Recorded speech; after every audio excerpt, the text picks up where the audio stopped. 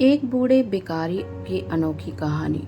हर दिन एक भिखारी दरवाजे के पास आकर भीख मांगता था और घर का मालिक हमेशा घर के बाहर आते ही उसे देखकर फिर जाया करता। कई बार उसके लिए गालियां भी बकता। वो कहता, तू जिंदा ही क्यों है? पूरी जिंदगी ऐसे ही भीख मांगेगा क्या?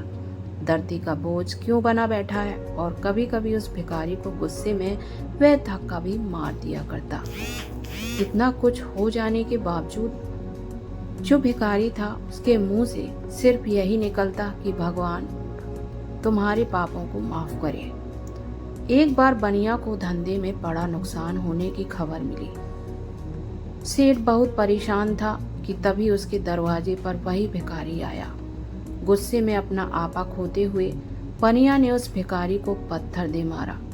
पत्थर लगने के कारण भिखारी का सर फूट गया और उसके सर से खून बहने लगा। फिर भी दर्द से कराहते हुए भिखारी ने इतना ही कहा, भगवान तुम्हारे पापों को माफ करे। भिखारी वहां से चला गया। बनिया सोच में पड़ गया कि भिखारी को पत्थर मारा, फिर भी उसने सिर्फ प्रार्थना की। सेठ का गुस्सा शांत हुआ। भिखारी का रहस्य जानने के लिए बनिया ने भिखारी का पीछा करना शुरू कर दिया। भिखारी जहां जहां जाता बनिया उसके पीछे जाता। बनिया ने देखा कि कोई उसको खाना देता, कोई उसको मारता, कोई अपमानित करता तो कोई गाली देता। लोग भिखारी के साथ चाहे कैसा व्यवहार करते, लेकिन भिखारी सबके लिए एक ही प्रार्थना करता, भगवान तुम्हारा पाप माफ करे। अब रात होने को आई थी। भिखारी अपने घर जाने के लिए लौटा था। वो अपने घर पहुंच गया, लेकिन बनिया अब भी उसका पीछा ही कर रहा था। एक पुरानी टूटी हुई खटिया पर एक बूढ़ी औरत लेटी हुई थी। काफी कमजोर और बीमार लग रही थी। वे भिखारी की पत्नी थी। अपने पति को वापस आता देख वह खाट से उठ खड़ी हुई। पत्नी ने अपनी पति के भीख वाले कटोरे में देखा तो उसमें सिर्फ आधी बासी रोटी ही थी। उसे देखकर वह बोली, आज बस इतना ही मिला है? और हाँ, आपके सिर से खून कैसे निकल रहा है? ये चोट कैसी लगी? बूढ़ा भिखारी बोला, आज बस इतना ही मिला। किसी ने कुछ नहीं दिया, सबने गालियां ही दी और एक नए पत्थर भी फेंका, इसलिए मेरा सर फट गया। एक गहरी ठंडी सांस लेकर बूढ़ा भिखारी फिर से बोला, यह मेरे ही पापों का फल है। तुम्हें याद है कुछ सालों पहले हम कितने अमीर हुआ करते थे? कुछ नहीं था हमारे पास। हमारे पास हर चीज जरूरत से ज्यादा थी, लेकिन हमने कभी दान नहीं किया। और उससे भी बुरा हमने उसे अंधे भिखारी के साथ किया जो हमारे द्वार पर भीख मांगने आया करता।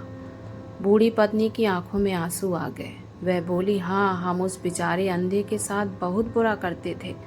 उसका अपमान करते थे, उसे रोटी नहीं देते थे, रोटी की जगह कागज दिया करते थे, उसका मजाक उड़ाया करते थे, कभी कभी तो हम मारा भी करते थे।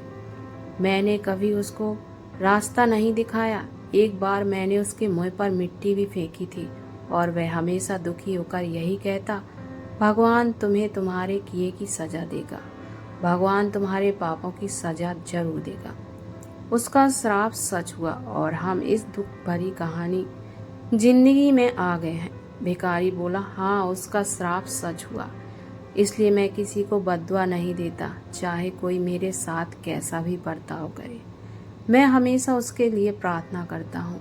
मैं नहीं चाहता कि कोई भी हमारे जैसी जिंदगी का अनुभव करे, किसी को भी हमारे जैसी दुखों का सामना करना पड़े।